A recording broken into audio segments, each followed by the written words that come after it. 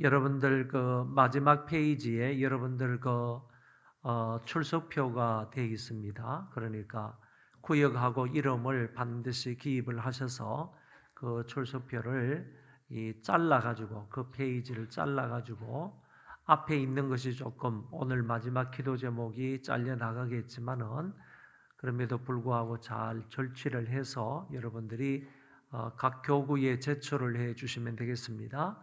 출석표는 오늘까지 반드시 여러분들이 찢어가지고 제출을 해 주시면 그것대로 여러분들에게 그 상을 드리도록 하겠습니다.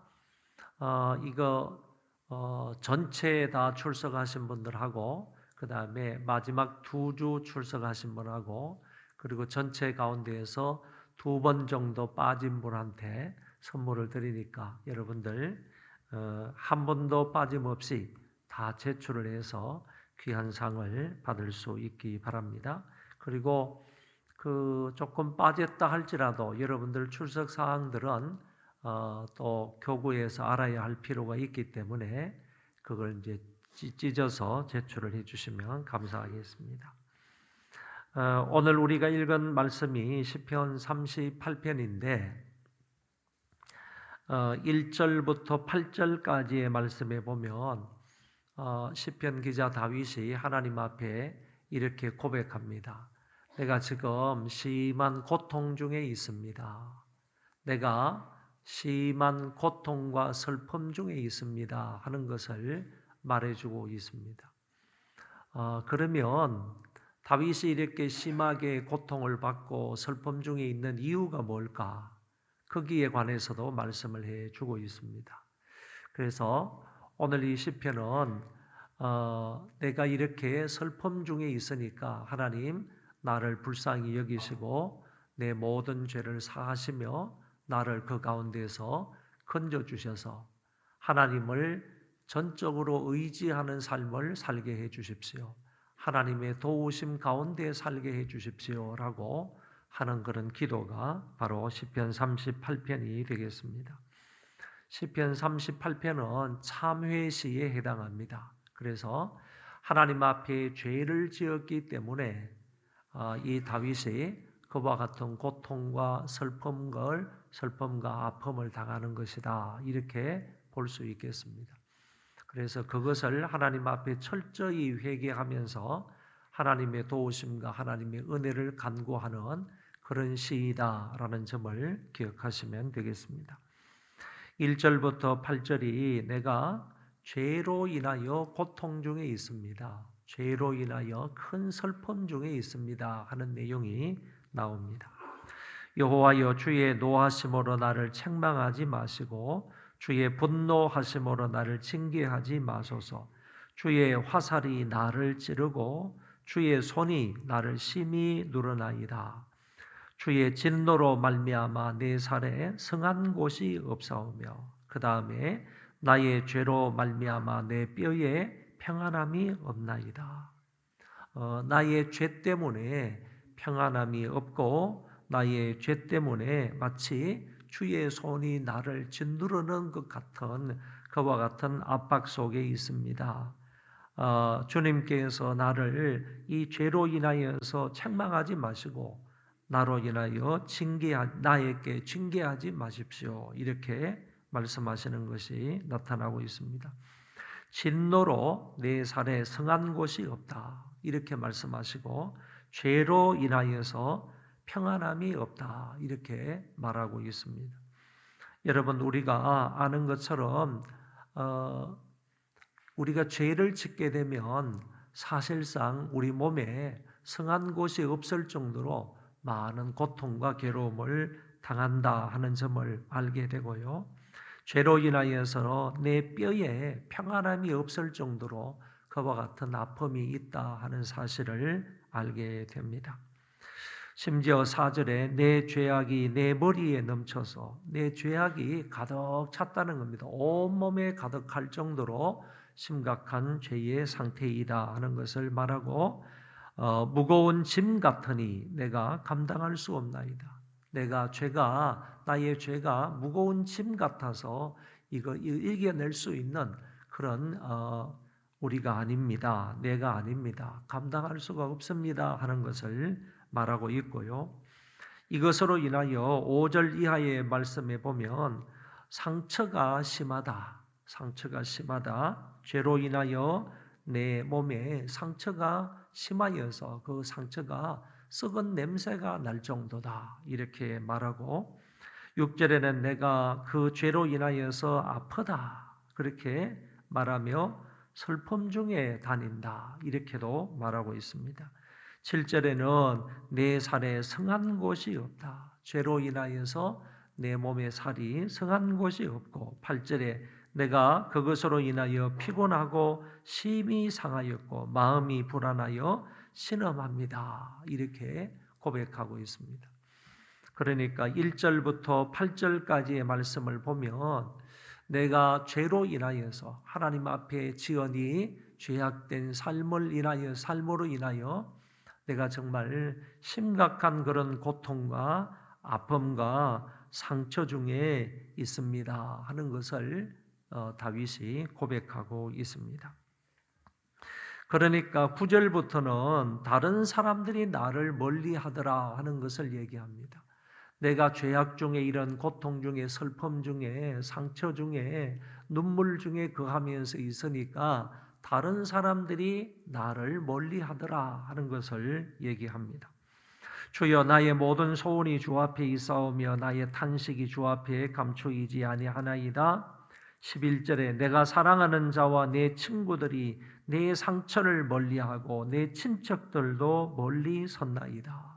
그러니까 친구들도 내가 이렇게 죄로 인하여서 상처받는 상태로 있으니까 친구들이 나를 멀리하더라. 그리고 친척들도 나를 멀리하고 멀리 떨어져 살더라. 이렇게 말하고 12절에 내 생명을 찾는 자가 올무를 놓고 나를 해하려는 자가 괴악한 일을 말하여 종일토록 은밀을 꾸미오니 또 다른 사람들은 그 가운데 있는 나를 완전히 죽이려고요. 이와 같은 음모를 꾸미고 그 다음에 종일토록 나에게 이런 조롱과 멸시를 퍼붓는다 하는 말을 하고 있습니다. 그러니까 친구들은 나를 멀리하고 또 다른 악한 사람들은 이참에 그냥 다윗을 완전히 그냥 죽이자, 완전히 그냥 뭐 없애자 하는 이런 마음으로 갖가지 해를 끼치는 그런 부분들을 여기에서 말하고 있습니다. 그리고 13절, 14절에서는 나의 죄가 나를 말 못하는 봉어리가 되게 했고 나의 죄가 듣지 못하게 나를 귀머거리가 되게 했다. 이렇게 말씀을 하십니다. 13절, 14절 같이 읽어보겠습니다. 나는 못 듣는 자같이 듣지 아니하고 말 못하는 자같이 입을 열지 아니하오니 나는 듣지 못하는 자 같아서 내 입에는 반박할 말이 없나이다. 그러니까 죄로 말미암아 이런 고통과 슬픔과 이런 그 어려움 가운데 지나게 되니까요. 다른 사람들이 무언가를 조롱하고 멸시하고 말을 하는데 내가 그거를 들어도 뭐 듣지 못한다고 했는데 들어도 할 말이 없다는 거예요. 거기에 대해서 반박할 말이 없다는 거예요. 이거는 죄로 인하여서 이 다윗이 듣는 것을 들을 수 없게 되어 있고 그 다음에 말할 것을 말하지 못하는 그런 상태에 이르렀다 하는 것을 얘기하고 있습니다.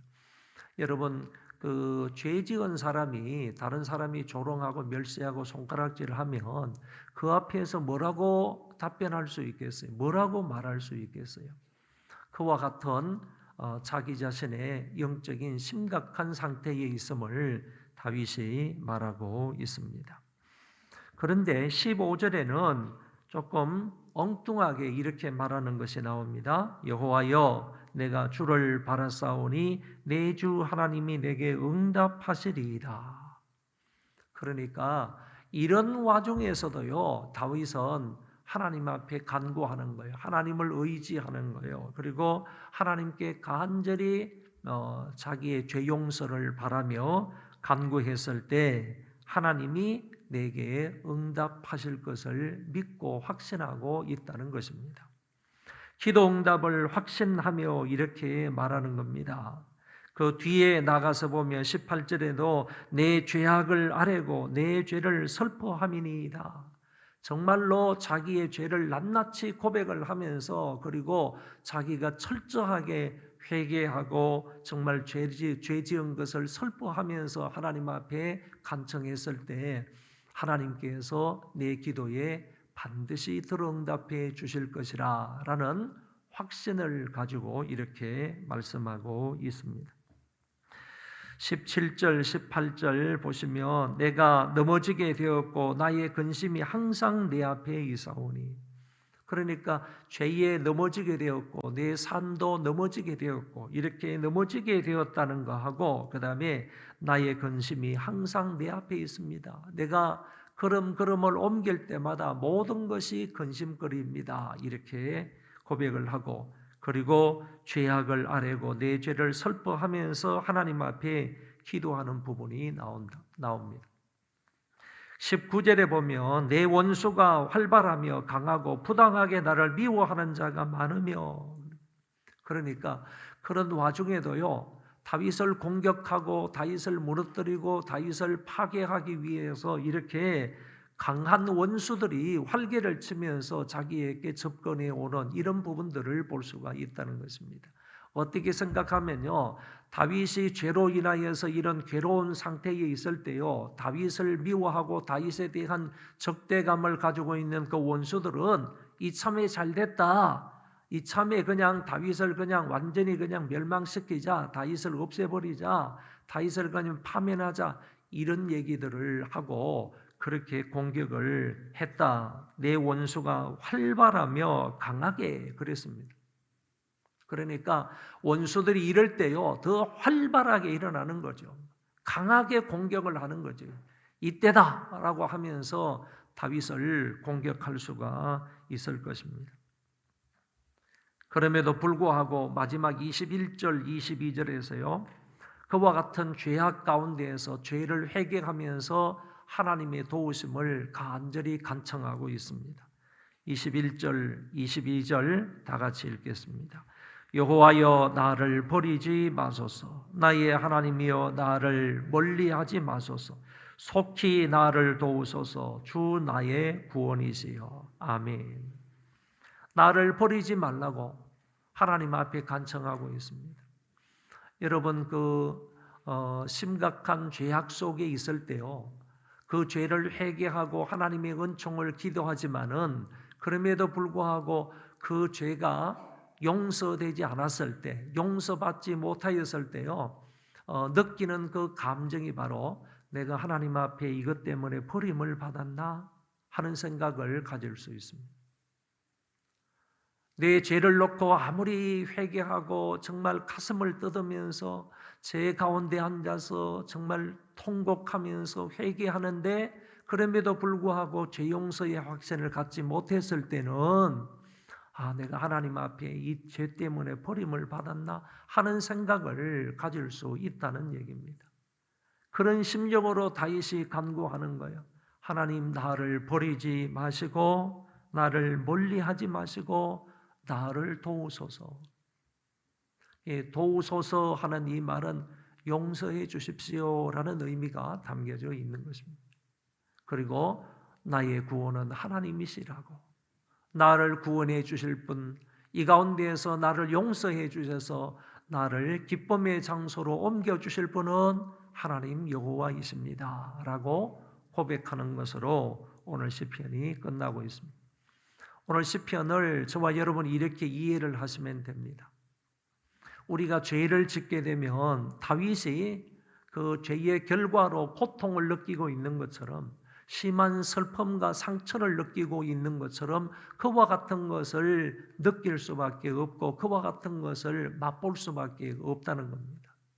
그럴 때에도 다윗은 지속적으로 자기의 죄를 깨닫고 그 모든 것을 구체적으로 하나님 앞에 토설해 놓으면서 회개하는 것입니다. 하나님, 나를 멀리하지 마십시오. 나를 버리지 마십시오. 하나님, 나를 도와주십시오.